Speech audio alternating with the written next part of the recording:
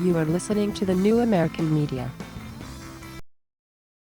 To be luminaries and heroes before their time. But if a surveillance state had reigned then in this form and design, just think of all the progress we may have all been denied. Could lobbies for women's or gay rights have appeared and thrived? Would revolutionary ideals have materialized? Would science have pioneered or even survived if every word had been monitored by thought police and spies? Big Brother brings chilling effects, freezing our collective hopes. He doesn't protect our safety but protects the status quo and threatens this internet, the one channel yet uncontrolled, whose openness we are now called upon to effect and uphold. Hello, everybody. Happy Independence Day, Hangover Day. This is Friday, July the 5th. And you've been listening to Juice Media, Rap News 15. Big Brother is watching. Go check them out on YouTube. Subscribe. They do amazing stuff. And in fact, we have their newest one. I think it's Rap News number 19. We have that up on thenewamericanmedia.com as our featured video. It's all about Edward Snowden, the NSA spy tactics, the clear Fourth Amendment violating nonsense that's been going on for a very long time. Please go check them out. I like those guys a lot. Had a chance to communicate with them just to make sure they're cool with us playing their music. They said absolutely, and we said fine. We're going to play it until you guys can sing it out there in the audience. So thanks for joining us. This is Agree to Disagree. Like I said, my name is Brian Engelman. This is the TNAM Radio Network here on thenewamericanmedia.com. Please do us a favor. Go on youtube.com/thenewamericanmedia. We are going to eclipse, surpass, pole vault over 100,000 video views, I think within the next 24 hours. We'll see. We'll see. We're at 99,700 something. It's going to happen in a second. So go swing by, take a look, check it out. Should be good times. Follow us on Twitter. We're at American_media_. Join the 30-something thousand other people there. And Facebook. We've just now started paying attention to our Facebook channel. Yeah, I know. A little late to the party, but check it out. Check it out. We're starting to get a lot of love over there on Facebook. Just search The New American Media and connect with us. The news does not wait for our radio shows once a week. It does not wait. It happens instantly, and that's why you need to be linked up with us in every source of media outlet possible. Because you never know when, a country is going to have a massive revolution a la Egypt. So, got to stay connected. We're going to bring in special guest Blake, the eccentric Walley. Blake and I co-hosted a show over at freedomizerradio.com yesterday, and we had special guest journalist Ben Swan. Ben Swan, you remember him? He was the one that had 5 minutes with President Obama on his campaign stop, and he didn't ask him softball questions like, "What's your favorite type of food?" and "What's your favorite CD? What do you like to listen to? Let's shoot some basketballs. You're so cool, Mr. President." No, he actually asked him about the presidential kill list. He asked him about the National Defense Authorization Act. Ben Swan is a really good journalist, and he also confronted Mitt Romney about what the Republican National Committee had done to railroad Ron Paul last year when they changed their own rules, despite the fact that Ron Paul had a plurality of 5 states' delegates, which meant that he got a speaking role at their own convention. Well, they didn't like that. They didn't want that, so they just changed their own rules in the middle of the game. Just nonsense. But Ben Swan is one of those journalists where he really calls people out when they need to be called out. Republican, Democrat. He's not impressed by the Republican Democrat thing. Neither am I. Neither is Blake Walley. That's why all of us get together. We're just over the games. So yesterday for Independence Day, we had a special episode. A few places you can check it out. What would be youtube.com/eccentric perspective. You can check it out there. You can check out Blake's podcast on iTunes. Search Eccentric Perspective and subscribe to the podcast. It was yesterday's show. It's also the front page story at thenewamericanmedia.com. It says Eccentric Perspective. I got to co-host with Blake yesterday. Good times. Please check that out. Share it with your friends. And without further ado, let's just bring Blake in. We just want to talk about Egypt a little bit, bounce around the world of news and a little top story extravaganza, bonanza, buffet, fiesta, siesta, what have you. Yeah, I know, we're working on the name, but it's just kind of funny at this point. So let's bring him in. See what he's got going on today.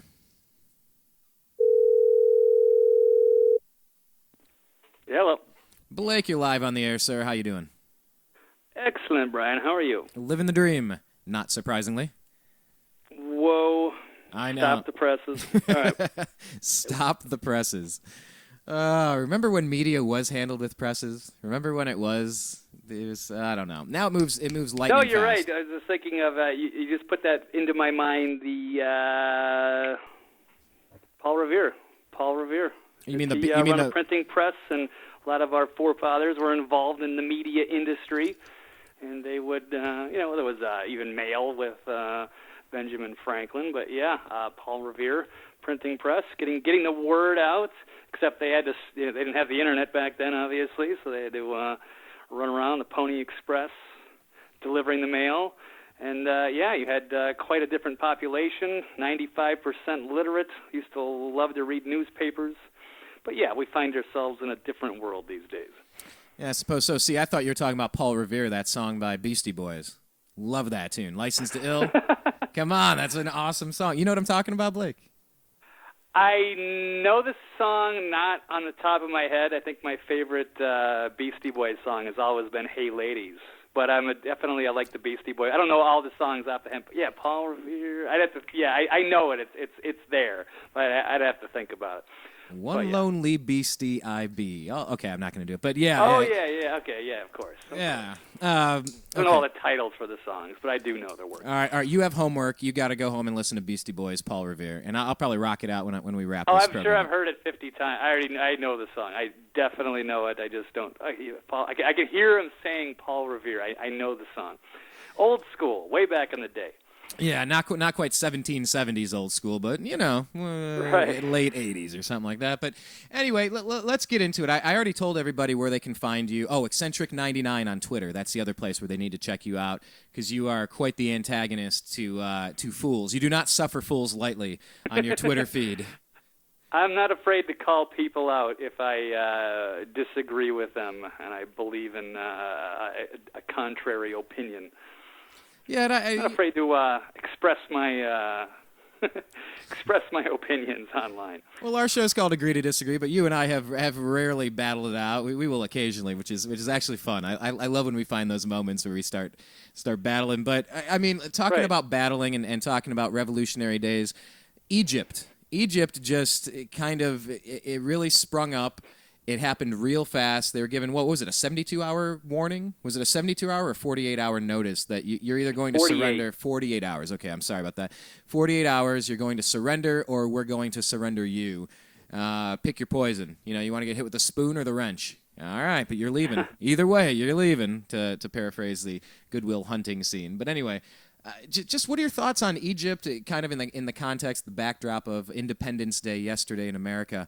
What are you taking away from this whole thing a couple days in? Because I know the story was breaking live when you were on your Eccentric Perspective program at Freedomizer Radio. So yeah, it actually all went down right during my hour-and-a-half broadcast. When I first started covering the initial reports on Drudge, it was still, I think it was at that moment where that deadline had passed, and they were like, okay, what are we going to do now? And covering, Morsi said he's going to, be a martyr or whatever. They're going to have to, basically, kill him to get rid of him. Something, not quite in those words, but yeah. And then, through the broadcast, it ended up, they took it down. There was a coup. And they had, and I'm sure people have probably seen the pictures or videos by now of just the giant protests, probably the largest in human history that had happened in Egypt. And so, yes, the military at some point had to do something about that. That was going to be quite an issue. So, it was kind of like, okay, what are we going to do? Are we going to fire up the tanks and start running people over, or are we just going to say, okay, Morsi, sorry, buddy, you had your chance, but you're out?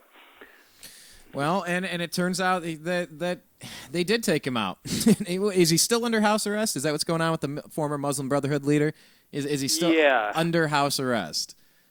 All right. Sorry, I'm having kind of an echo there on certain times here. Oh, it's all right. But yes, that's the last that I have seen, yes. But of course, I've also, it's kind of being updated as we speak. There's still quite a lot of work to do and a lot of things going on in Egypt. It looks like the the people that were not happy to see Morsi get out are now voicing their opinion, and it looks to me like they're a little bit more prone to violence than the previous one. So there's a little bit of a struggle going on in Egypt. Actually, that's pretty mildly. There's been people killed, and it's kind of developing as we speak. Oh, right yeah, now. yeah. They're So talking all the civil details. war. They're talking civil war right now, and I just saw this story here. BBC reporter Jeremy Bowen shot in Egypt. He was shot in the head and the leg today as demonstrations in Egypt ended in bloodshed. And, you know, this Morsi crowd, this Muslim Brotherhood, this violent, Yeah, I mean, this stuff that they're talking civil war. They're thinking it's going to spread. It's but essentially, I mean, let's bring this back and draw some parallels to the United States and the 4th of July and the Declaration of Independence and what it means for not 4th of July, it's Independence Day, celebrating being independent, because that was a civil war as well. You know, that's one of the topics that when we think about it, it's like, oh yeah, these people with muskets against those redcoats, and then they fought. No, that wasn't the case. You know, I've studied this revolution a lot, the American Revolution, that is, and this was a third, and a third. You had a third of the people want to put their head in the sand and say, hey, just leave me alone. Just leave me alone. I don't want to pick a side. I don't give a damn. I don't want to get involved in it. Kind of like Mel Gibson at the beginning of The Patriot. He's like, I just don't drag me and my family into it. We can figure this out. And then you had radicals on one side saying, we got to fight them. They will not listen to us, and we're not going to live like this anymore. We're going to fight. And he's like, well, then you send your I don't want to be a part of it. So a third of the nation in the colonies did not want to participate in a revolution. Then a third wanted to defend the king and the crown and the old way. They wanted to keep things the same, and they actually picked up arms against their brothers, their brethren, their sisters, their neighbors, their friends, other states, and went to battle them because a third of the other people wanted independence, liberty, and freedom and a new beginning. So our revolution was not just a battle against England and the Hessians that came in and the French that Ben Franklin sweet talked to make sure that we got the deal because the French wanted to embarrass the English, and then the French deployed different battleships over in northern Africa to divert some attention away, as well as the Caribbean, so that we could get them. It's a long, complicated story, but it was also a civil war, is what I'm getting at. So, I mean, how did you celebrate Independence Day, Blake? Did you feel as free as you usually do, or were you starting to get some signs out there by studying some stories that maybe we're not as free as we think we are? Yeah, that would be quite the press, as far as they're saying, at least, and especially in the alternative media, even the mainstream media. It seemed like I did see a couple polls on Drudge Report, and I think, and other publications. I don't know off the top of my head, but it seems people are kind of. There's polls saying, like, what would our forefathers think of today, or stuff like that. And the polls they're kind of telling. I don't know the numbers off of my head, but people are kind of losing their faith, and they're realizing that there's something wrong. We've gone astray, and we've got problems to fix.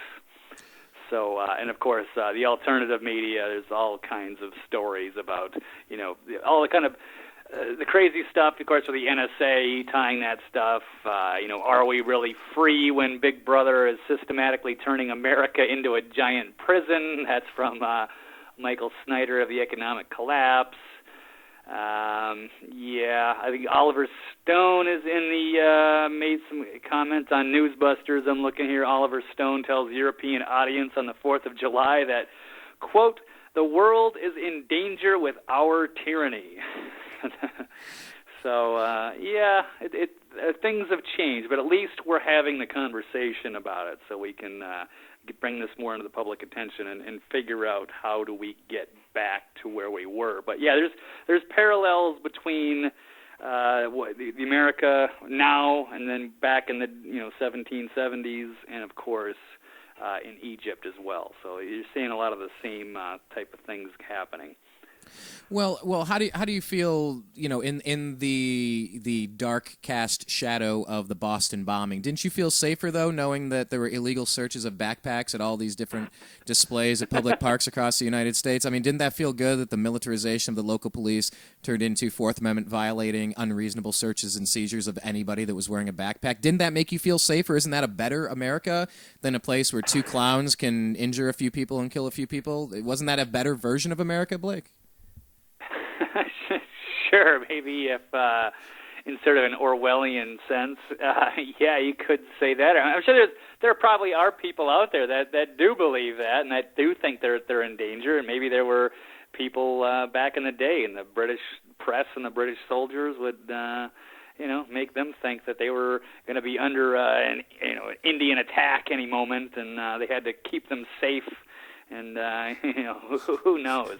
But that's funny you say that, because I'm looking at this picture right now, which is everywhere, and it's actually out of your old backyard, your old stomping grounds in Ohio. Yeah. Where would that be? I'm sure you've seen that by now. It's a great state. state. Would you like me to read the sign that was out for 4th we're of gonna July? do this. We're gonna do this like old timey radio or a talkie or something, or like you got to paint the picture. You got to really explain it. Put it in people's minds visually. Explain this poster from my backyard of Ohio. My brother sent me this, by the way, because I think you're talking about the one in Columbus, right? Lakewood. It's in. It says Lakewood. Oh, that's Cleveland. Okay, I'm sorry. Maybe I'm confusing that with another story. Go ahead.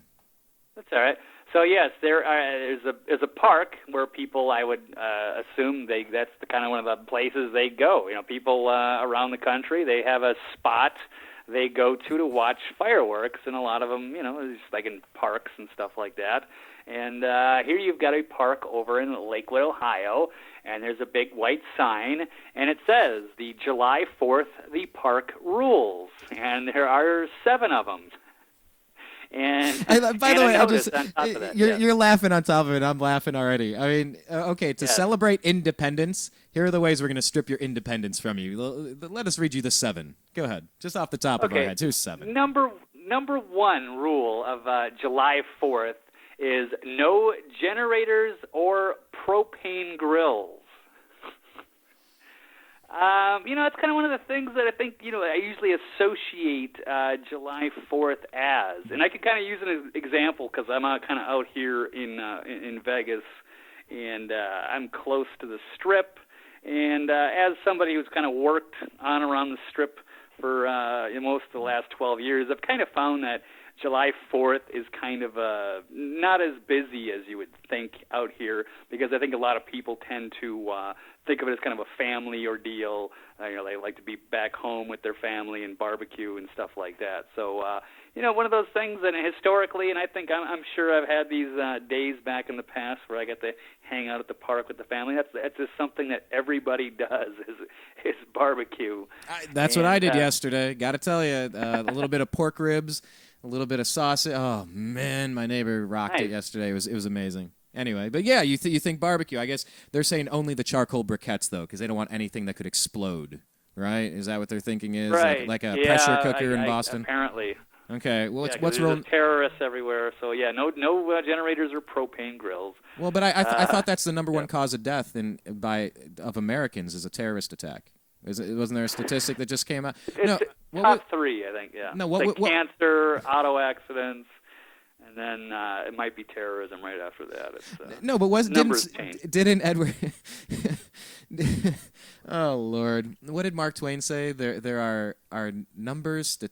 Anyway, I'm gonna screw that quote up. I'm gonna bail on that. Right. But no, didn't Edward Snowden release a statement saying that you're more likely to die from a fall in your bathtub or by getting hit by lightning or a bear attack or something than by a terrorist attack? I don't know if it was him or not, but I do hear those talking points from time to time. So yeah, it could have been from anybody. But yeah, those are some of the things I throw out. Yeah, all the absurdities, hit by a deer or falling in your bathtub or getting stung by a bee, stuff like that. That you're more likely to meet than actually die in some sort of terrorist incident. And so it doesn't really make any sense. Okay, so they were making sure that nobody had a propane grill problem. Very good. Right. What was number 2? Number 2 is no tents and shelters. Well, they don't want Occupy to show up and never leave again. Remember that whole year? Occupy just lived in the parks. You don't want that. Okay, all right, okay, sure. All right. Number 3 would be police will be conducting searches of bags and coolers for reasons of public safety. Oh, now, is that an unreasonable request for search and seizure? That seems a little unnecessary to me. Yeah, in a big way. Like, everybody's just like, oh, man, I was going to bring all this explosive material and, some ricin and all sorts of good stuff, and damn it, now I guess I'm just going to have to go to another park, I guess, or I don't you know what, I have no idea. But, I mean, it's just it's this mentality of, like, everyone's a terrorist. It's like a TSA. Everyone might be a terrorist, so we must have to check everybody. It's like training. It's something very creepy about that. Blake, if you see something, say something. Right.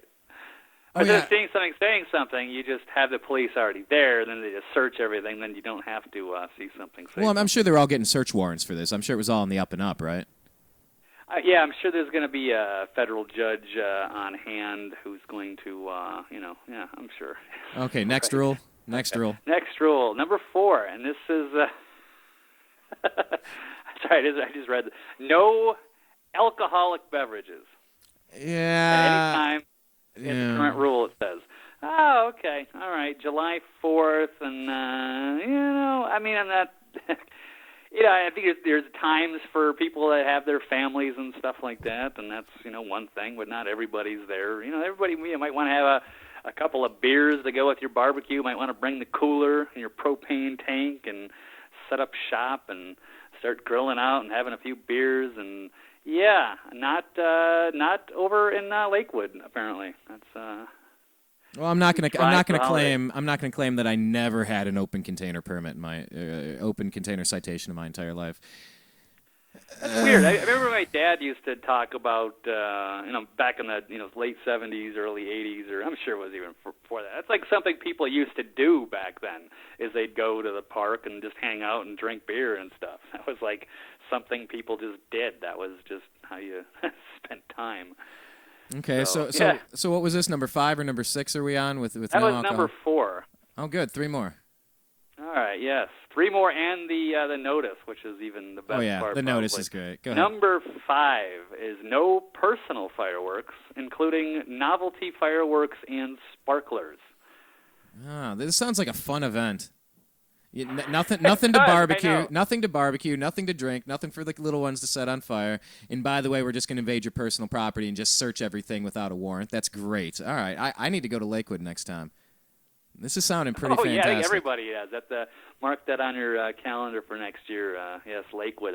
That's the place to be for the July 4th big party. All right, what's next? All right, number 6, no dogs or pets allowed all day. Perfect, and also no baseball and no apple pie. You can't have your dog. You can't have any food. You can't have any drink. You're going to have your stuff searched. Okay.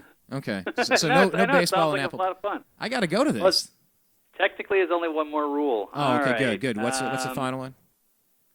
Last one. These are kind of early even for parks. The skate park, basketball courts, and the tennis courts, and the Kids Cove will close at 7 p.m. So it seems a little bit early on 4th of July. But if you wanted to just kind of maybe play around at tennis or just hang out, throw the ball around. Play a little horse while you have a couple of beers with your buddies. No, that will not be allowed even on the 4th of July. You would think that maybe they could even make some of these curfew type of hours in certain areas and stuff like that. But I think on the 4th of July they could be a little bit more lenient. It's kind of a day to party and to be a little bit less restrictive. And so what was the warning on the sign then, or what was the statement on top of all of these rules, these new restrictions? The cherry on top would be, notice, the entire park is under video surveillance. Oh, nice. Nice. Dude, the state of Ohio and the Lakewood Tourism Board need to really put some advertising dollars into come visit our wonderful Independence Day fiesta. That sounds great. Absolutely. That must have just been a really great time. I'm sorry I wasn't there. Do you think? I don't actually know if anybody was there to tell us how awesome it was. Hey, maybe we could just since the NSA is listening to our conversation now, NSA, would you be able to send me an email? I'm sure you have my password information. Could you send me some of that surveillance footage just so we can get a rough estimate of how many people were there? Yeah, I want to make sure that nobody was on that basketball court past 7 o'clock. I hope they start pressing charges. I want their profile to be on every TV station in the country. Hey, I'll tell you. Can't tolerate this. I'll tell you what about pressing charges and getting your face on all the TV stations across the country. Let's talk about Hawthorne, California, and what happened with the police over there this past week, because this was a pretty disturbing story. And what we're trying to do, we're just trying to run through some quick highlights of what happened through the week here on our, what are we calling it, Blake? The top news story extravaganza, bonanza, buffet, fiesta, siesta, what have you? Something like that? Is that what we're still calling? Pretty close. Yeah, something, give or take. But tell us what happened with in Hawthorne, California, with the shooting and the dog, and what people are kind of saying about it. This one bothered me. Okay, it bothered a lot of people. Looks like there was some sort of an incident. I don't actually remember what part of the incident, but police showed up, and then bystanders, one of the bystanders that was around there, was just filming it. You know, he was a distance away, just filming it on his iPhone, probably just making sure that nobody's civil rights were violated, stuff like that. You know, not a big deal. It's not illegal to film the police. But, the police noticed it. Weren't too happy about it, started kind of making an approach towards the person that was filming it, and then that person was with their dog. They put the dog in their SUV, and the windows were open, and all of a sudden the police came over to the guy and arrested him. And you're watching it unfold, and you're kind of like, why are they arresting him? Like, is he really doing something? Well, he was just filming the police, and he didn't resist or anything, and all of a sudden I guess he starts going away. So his dog is still in the SUV, and the dog is barking, and it's a Rottweiler, but it wasn't like an aggressive dog or anything like that. At least not this one. And the dog got so worked up, seeing his owner, being kind of led away by the police. The dog doesn't understand, and it's the dog's natural instinct to go and protect the owner. So this, big, muscular Rottweiler, it actually jumped out of the window, out to go rescue his owner, and not really in an aggressive way. You didn't really see the dog just like, really, it was barking, but it wasn't like, it didn't look like, aggressive, losing its mind or anything like that. And but the police overreacted and actually shot this dog. And it was a very sad and very disturbing moment. Was it about 3 times they shot it, and on video it's writhing and flapping around, and people are gasping, and then they turn the video off. It was really horrible, man. It was really bad, and I just didn't look justified. Yeah, it was one thing to see a dog that's really aggressive.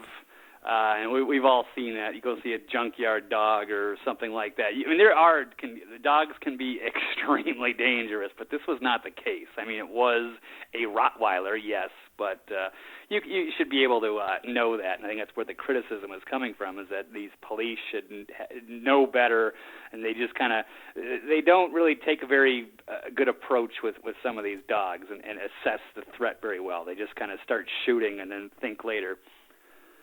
Yeah, and for me, I had an incident about a year ago where I was almost thrown down a flight of stairs by the LAPD because I was standing at my friend's house with a glass of water. And so I've witnessed firsthand, my opinion of the police has definitely changed when I started getting manhandled unnecessarily. I felt like the jump to aggression from the police, it really freaked me out that they're okay with this. And when they approached this guy and said, all right, we're going to go arrest this guy now, they provoked this whole thing. I mean, this guy wasn't throwing firecrackers into the crime scene. He wasn't aiming a weapon at him. He wasn't vandalizing, breaking windows out, something ridiculous like you have to arrest this guy. It almost seems like a power trip, and it seemed completely unnecessary. And had the police not gone over there to arrest this guy the way that they did, the whole thing seems unnecessary to me. And I understand if a dog comes at you, but had the police not gone out of their way, they went out of their way to come back to get this guy because he was filming them and challenging him, like, yes, I'm here filming you. What are you going to do? Oh, you want to arrest me? Fine, you can arrest me. And then, of course, the guy that didn't roll his windows up in his car, he's an idiot because he confronted him and he provoked the situation and he didn't restrain his dog. Okay, we all understand that. And it's like my brother said, he put something out on Facebook or on Twitter or both. He said both parties between the police and the suspect that got arrested could have both handled themselves better. The only person that really didn't do anything wrong was the dog. The dog was being a dog, and it didn't run over and bite somebody's leg. It went over and started barking and growling, but you either back up or you shoot it many times and watch this seemingly innocent animal writhing as it dies in the street, and it's just disgusting. And I just, right around Independence Day, it's just a reminder to me that we don't have to push into physical violence and aggression, and I don't know. For me, it's just a reminder that they need to chill out a little bit, and I hate having to criticize the police like this, but like I said, when LAPD damn near roughed me up, because when I was almost thrown down the flight of stairs, I was confronted by another police officer downstairs that got up in my face, and I could feel him breathing on me. And he was just so amped for a fight. I don't know if you've ever run into someone either on a rugby field, a football field, in a bar, a bouncer, a boxing ring. When someone's really amped to fight and you can see the glow in their eye because they're going to get to crack some skulls, that's what this police officer was looking at me like. And I'm like, what is wrong with you? And it was really divine intervention that I got out of that situation differently as a friend walked by at the exact perfect time. Anyway, I digress on that. Yeah, they even seem very hyper-aggressive in California, and I don't want to stereotype, but yeah, that's where I get a lot of that news. It seems like, I don't know if I know it goes on all over the country, but it seems like I get a lot more disproportionate amount of stories that seem to come out of there. Let me ask you about this real quick. Let's shift gears. You mentioned something about the Virginia campus, and I'm not sure exactly where you were going with this one. What did you want to talk about there? Oh, yeah. There was a couple interesting stories out of the Drudge Report. One is out of Breitbart. I didn't pull it up. It's kind of they're tying into the same thing. This is a Bart Hinkle article. This is out of the TimesDispatch.com. It's called "Commit Any Felonies Lately," and it's talking about these University of Virginia students that were buying ice cream and cookie dough and a carton of LaCroix sparkling water from a grocery store. And when they got to the parking lot, a half dozen men and women approached their car, flashing some kind of badges, but they weren't in any kind of uniform. One of them jumped on the hood of the car, another one drew a gun, and others started trying to break the windows. So this girl, Elizabeth Daly, she totally panicked. I mean, what would you do if you're leaving leaving a parking lot, you're buying some groceries, you're getting to your car, and then a bunch of people pull out of nowhere in plain clothes and start flashing badges, and you haven't done anything wrong. So now, are you asking if I had my taser in my hand or my mace in my hand, or if I had my concealed carry permit? I don't know if a taser is going to take on 6 opponents, but you're in your car. What do you do? Do you say, "Oh, okay, yeah, I'll stop"? I'll tell you what. My father always gave me this piece of advice. He said, "Brian, if you're ever in a bad situation, and bad situations happen all the time, and you're on a street somewhere, or and you're in your vehicle, and something happens, and someone comes at you, don't forget that you have a multi-1,000-pound self-defense weapon in your car if you ever have to use it." I mean, what would I do if a bunch of people started bum rushing me? I would enact my vehicle, and I would remove the threat. I would move to safety, however possible. So what was the gist of this? What was going on? Why was this happening? Well, that's exactly what happened. They didn't know, so they just panicked. And, they took off, and then they called 911 on their drive, but then these people followed, and the next thing you know, they had lights and sirens. So there's actually, if you go to the Breitbart article, they do have the full audio of the 911 call. And, it turns out that these people were plainclothes agents of the Virginia Department of Alcoholic Beverage Control. And they thought that the sparkling water, this LaCroix sparkling water, was a 12-pack of beer. And, they shook her down. So hopefully this article has let's see here. So did they apologize, these officers? No. So even though they realized, oh, I'm sorry, that's not beer, that's just some sparkling water. So they ended up charging this girl with 3 felonies instead. That's 2 for assaulting an officer. That's because you're just talking about your vehicle being a weapon of sorts. Well, that vehicle grazed 2 agents as she was flying out of there, and neither was hurt, though. And 1 was for eluding the police. So, but they did drop the charges. They did drop the charges, but afterwards, you know. But yeah, the agent's excessive display of force is outrageously disproportionate to the offense they mistakenly thought they had witnessed. That's according to the article, which, of course, I completely agree. Yeah, it wasn't like they were having like cases of liquor and they were getting ready for a big college party and rolling kegs into the car, and they were clearly, you know, underage, and, you know, you had a big bust on your hands. I mean, they went to all this trouble over what, a potential 12-pack of beer? I mean, even if you were just a hard-ass vice cop, I mean, you're going to go after somebody for a 12-pack of beer? That's really... Start flashing badges and jumping on the car to stop a couple of 20-year-olds from having a couple of beers in their dorm room. I mean, give me a break. I'll tell you what, I pulled up this, I'm sure you heard a little burst of advertisement first. I hate when they autoplay on these websites. But anyhow, I have the audio pulled up here. Let's play it real quick. Is this you've listened to this one before? Minutes. Oh, okay. Have you listened to it before, though? Is it safe for... Is this the one on Breitbart, or is the one that I'm talking about now? Well, Breitbart, yeah. The Ann Downey's 911 call? Okay, that's a 911 call. Yeah, go ahead. That's only 2 minutes long, I think. That's a good video. We're surrounded by people, and... Somebody fighting? Oh, my God. What's going on? We don't know if they're real police officers or not, and we're freaking out. Oh, my God, I'm so sorry.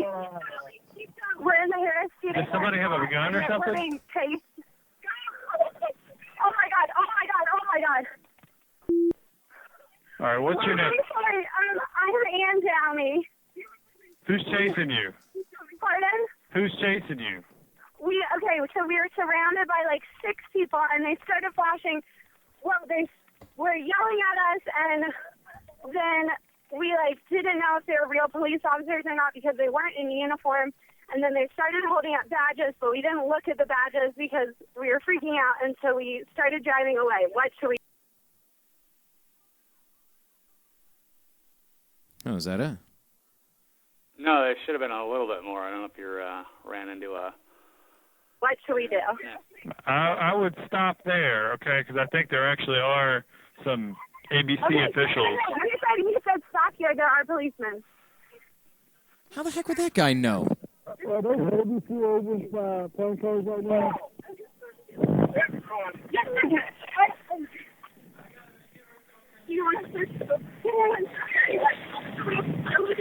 Are you out with them now? Yes. What should we do? Can I talk to one of them? Yeah. Can I, sir?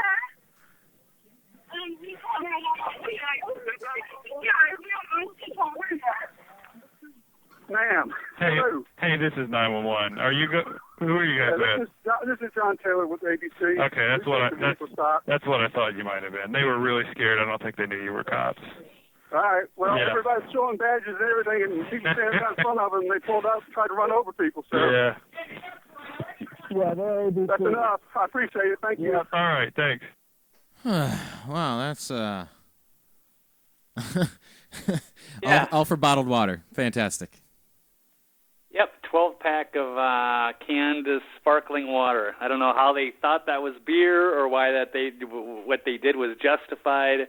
You would think there would be a more diplomatic way they could have handled that rather than trying to like break into their car or jump on their hood or something like that. I mean, use some common sense here. All right, well let's do this then. Let's switch from sparkling, pristine glacial water to Iceland. How about this story? Iceland Parliament declines Edward Snowden's citizenship bid. I figured for sure Iceland was going to be one of the people welcoming him.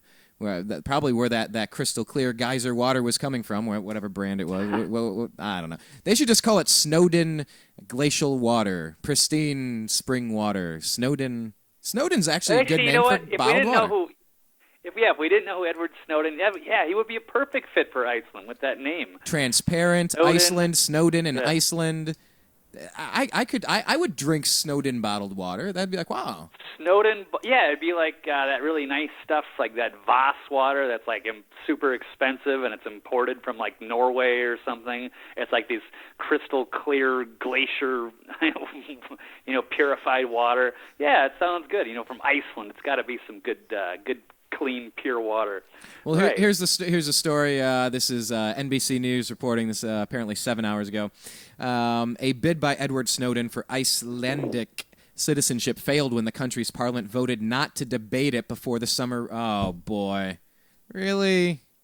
Okay, a bid by Edward Snowden for Icelandic citizenship failed when the country's parliament voted not to debate it before the summer recess, lawmakers said on Friday. The vote leaves Snowden, believed to be staying in a transit area at a Moscow airport, with one option fewer as he seeks a country to shelter him from U.S. espionage charges.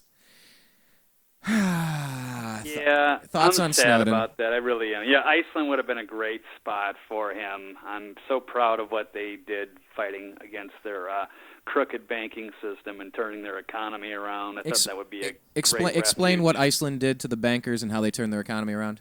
Because not everybody knows that. Basically, we consider our banks too big to fail. They were like, you guys are criminals, and we can either arrest you or you can wipe out that debt. Is not ours, and if you want to make us pay it, you can go to jail. Roughly, I'm paraphrasing, but it's kind of basically what they have done over there, and now their economy is turning around pretty nicely. So they don't believe in the too big to fail system. Huh. Well, talk about too big to fail. Final story here. This is off Breitbart.com. Let me just paraphrase this and get to what is the headline here.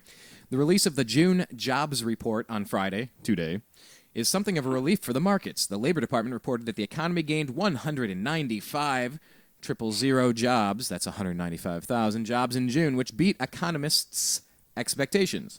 The department also reported that the economy gained 70,000 more jobs in April and May than it originally estimated. Awesome. The report... Oh, that was my awesome, by the way. I inserted that there, as if that... air quotes. Awesome.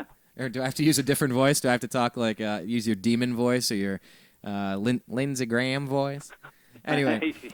my Dianne Feinstein voice. There you go. The demon voice. Okay, the report, however, also provides clear evidence that the nation is splitting in two. Only 47% of Americans have a full-time job, and those who don't are finding it increasingly out of reach. Can you even fathom that? Only 47% of Americans have a full-time job? 47%. Does that even make any rational sense? That's not the way it's supposed to be. And I did see a couple articles today, one by Paul Craig Roberts, one out of, I think, was Zero Hedge, and kind of going over those same types of numbers and and maybe they're thinking of these are the consequences, the unintended consequences of perhaps Obamacare, where it's going to be, it looks like the numbers are up in a certain way, but it's actually full-time jobs are down and part-time jobs are like a historic record level, I think. Well, and you think about Obamacare. If you think about Obamacare, there's going to be a penalty. What is it if you work, 32 hours a week or 30 hours a week, you have to get... Do you remember? Right around there, yeah. And if you don't, it's a weird, because it's not a system of, like, reward. It's just a system of, like, punishing. It's just kind of strange, but, that's just the tip of the iceberg. But, yes. The tip of the Snowden iceberg. Right. So, they're going to start cutting people's hours so they don't have to suffer the penalties of not providing. So you got to provide Obamacare. If you're, I believe it's 30 hours. Correct me online. Leave a comment. I think it's about that's 30. Fine. 30, 32, or 35. I think it's 30. But what that's going to mean is you're going to hire two people at 29 hours a week. You're going to cut them off there, just like Walmart does. So you won't pay them benefits, and these are part-time workers that are going to get dumped into the system, which means that more people have to subsidize free health care or very discounted health care at the expense of everybody else, which is going to raise and triple all the premiums for everybody else. No, it sounds like a great system. You know what else would be even better? I think we should take about 11 to 30 million illegal immigrants and pump them into the system too. So those 47% of Americans that have a full-time job, I don't know, bring it down to what, 37%? Well, maybe they can just get, maybe the people who just can get like 2 part-time jobs. That way they can afford to have Obamacare on themselves. And they can just have 2 30-hour-a-week jobs. And, yeah, they can just work 60 hours a week. And that's good. It's good for discipline. It's, good. People need structure, Keep them out of trouble. I feel Keep them out of the parks and past 7 o'clock. Yeah, Cuyahoga. Yes. Yes, you said it right. Cuyahoga County. Yeah, no tennis after 7 in Cuyahoga County. Actually, I don't know if Lakewood is. I think it is. No, but I mean, just mix in Obamacare. 47% of Americans with a full-time job. Trying to pump 11 to 30 million extra illegal immigrants into the job market to bring that number down, so you're competing against them who are more willing to work for lower wages. That's going to drive. If I were intending to build a system to collapse as monumentally as possible, I'd say we're starting to get pretty close to it. And some people are excited that things are turning around.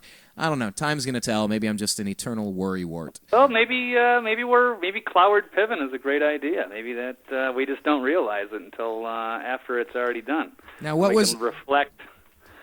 What was the Cloward and Piven thing? Piven, it's about kind of overwhelming the system until it breaks, and then you can kind of, I guess, redo it.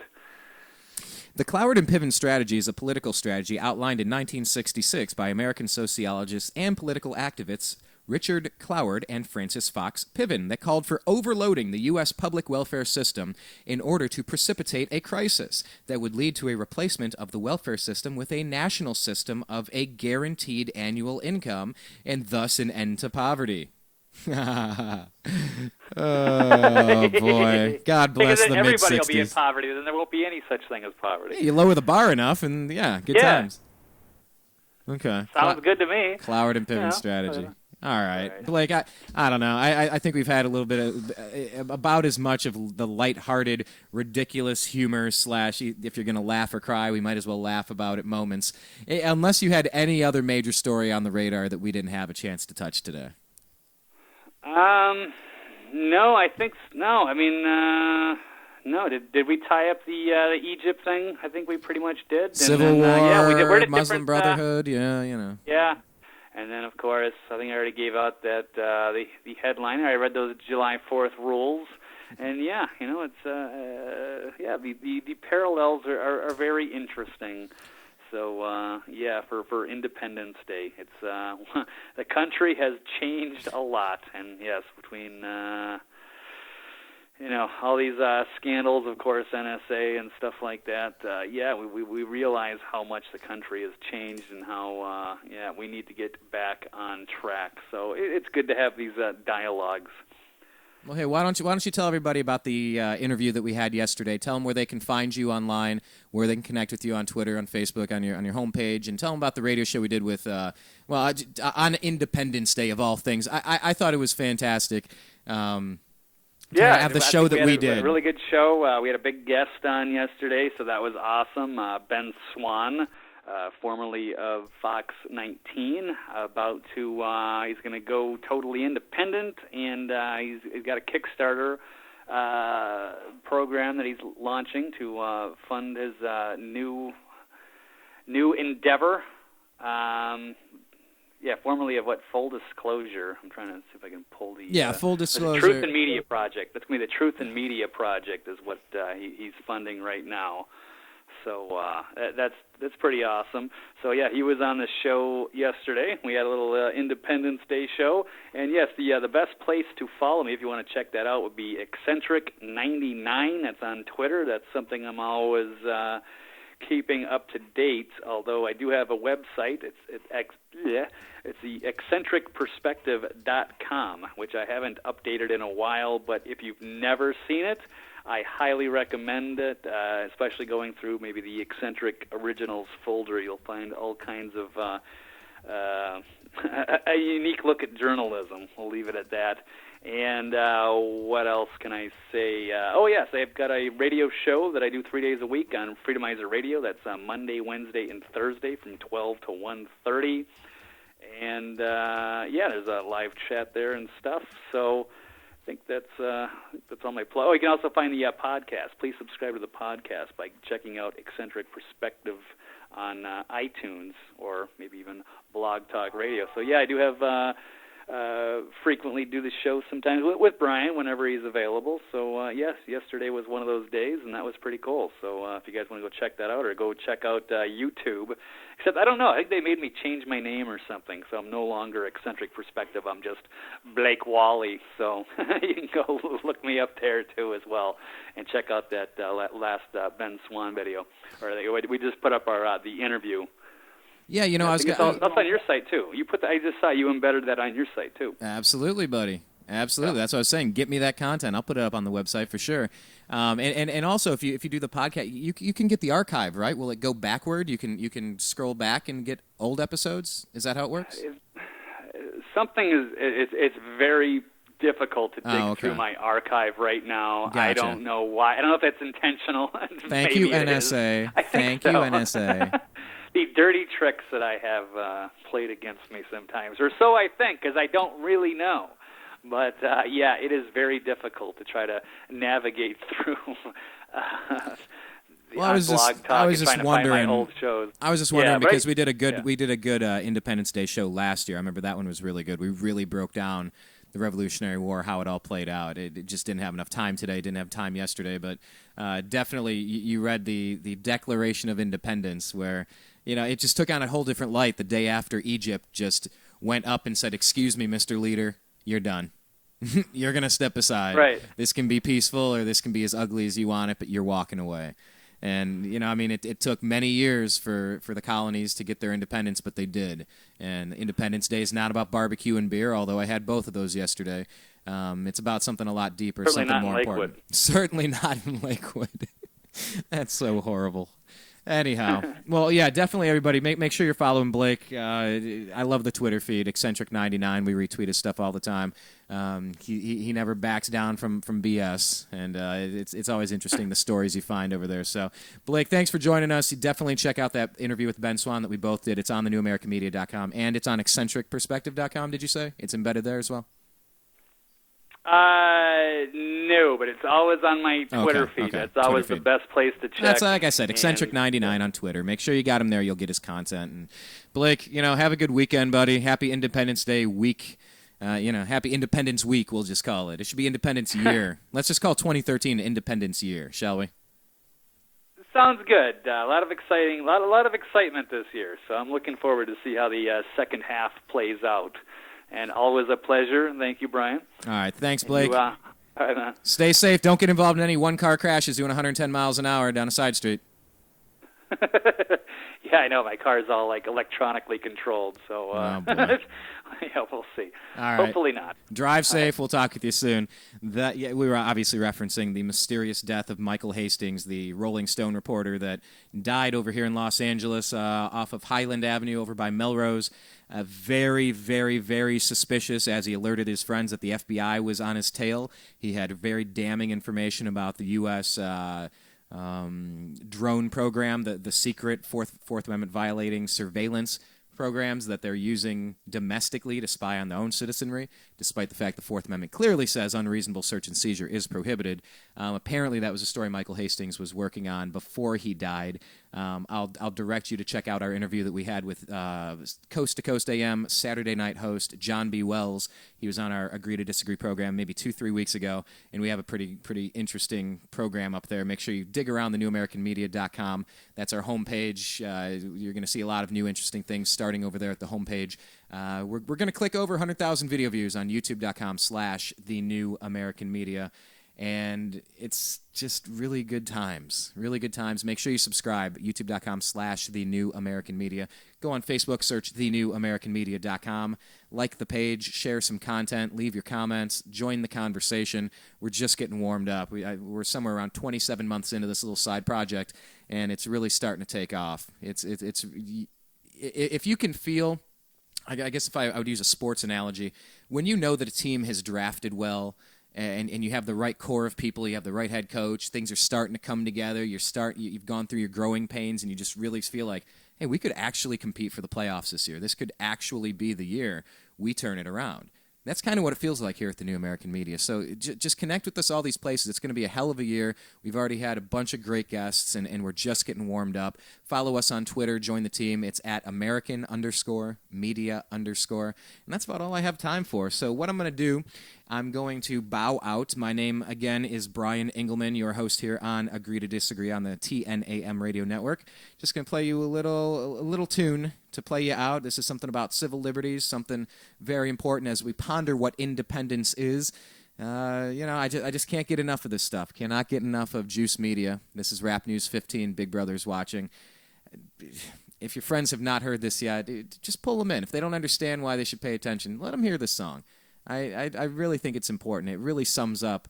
And even the video. Go on YouTube and watch the video. Juice Media, Rap News 15, Big Brother is watching. But you'll get a good idea of what's going on here with just the audio. So thank you to special guest Zach Barris, lifelong Cleveland sports fan and NBA scout, in our first program, The Unhappy Hour, our live. It's the only Cleveland-centric, Los Angeles-based sports show that I'm currently aware of. We want to thank him for being a part of today's program. Talking about all the free agent moves. Dwight Howard reportedly going to the Houston Rockets. Fantastic. I'm a Cavs fan, so I don't know, whatever. I could kind of care less. But anyway, special thanks to Zach. Special thanks to Blake Walley. Follow him on Twitter at Eccentric99. Going to play you this tune, and I'm going to take off. It's time for the weekend to start. What does that mean for me? Yeah, it's time for post-production. It's time to do even more work here. But once that's done, who knows? Maybe a beverage will be involved. Maybe karaoke will be involved. Maybe fun times will be involved. But either way, it's always fun having a chance to talk with you guys. Thank you so much for helping us hit all these milestones, all the subscriptions, the likes, the video views, just across the board. Just getting warmed up. We love all of you. Stay safe, and we'll talk again soon. Peace.